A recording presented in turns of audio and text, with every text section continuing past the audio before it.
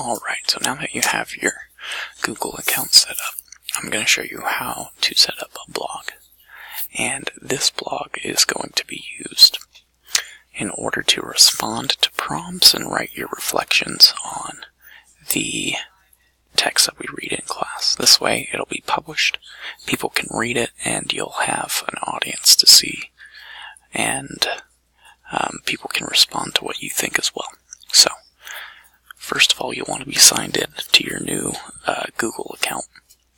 I'm signed in here, and after you've done that, you want to come here to the top right hand corner, click on that grid where it says Google Apps, and scroll down until you see this icon here with this orange B for Blogger. And when you click on that, another tab will open up, and you'll see it's a whole thing here, but this top part is where you want to be. You'll do create your blog, and you'll be shown a screen to enter your password. So you'll do that. I have mine copied already, so I'll just do that. After you enter your password, I'll do that. Now, for our purposes, we'll just want to create a limited Blogger profile.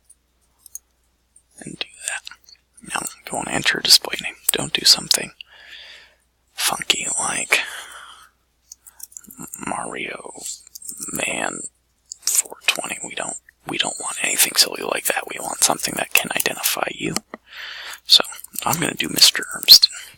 You can do your first name, your last name, but be careful not to put too much information there, because this is going to go on the internet and we want to limit it. So then we'll just do continue to Blogger, click on that orange button there, and once you've got that set up,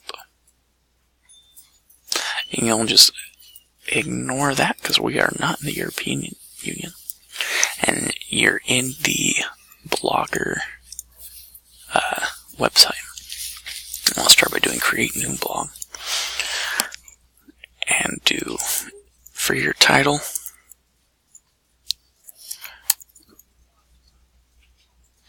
English responses, something to help you identify. We'll do Provo High School, 9th grade.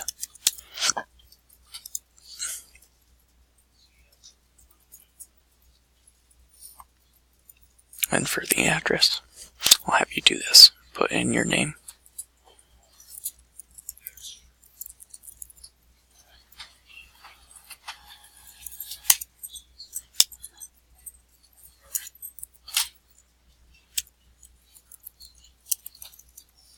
you'll want to keep it without any periods or anything, as you just saw me do. But you'll want to type in just your name like that, and it'll tell you if the blog address is being. Once it is, you can scroll through and pick which of these you think you would like to do. I'm going to leave that up to you. If you think you're going to use pictures, you can use one like this. If you think you'll be mostly text, which what I would do, Notable might be a good one, then you'll do create blog. You can always come back and do it later. And it'll take just a minute. Now, for Google domains, we're just going to ignore this because we don't need a custom domain. But that's what a domain is, basically this web address that you would see up here. We don't need that. We're just going to use the default boxplot one, and you'll say no thanks. And that's how you get created.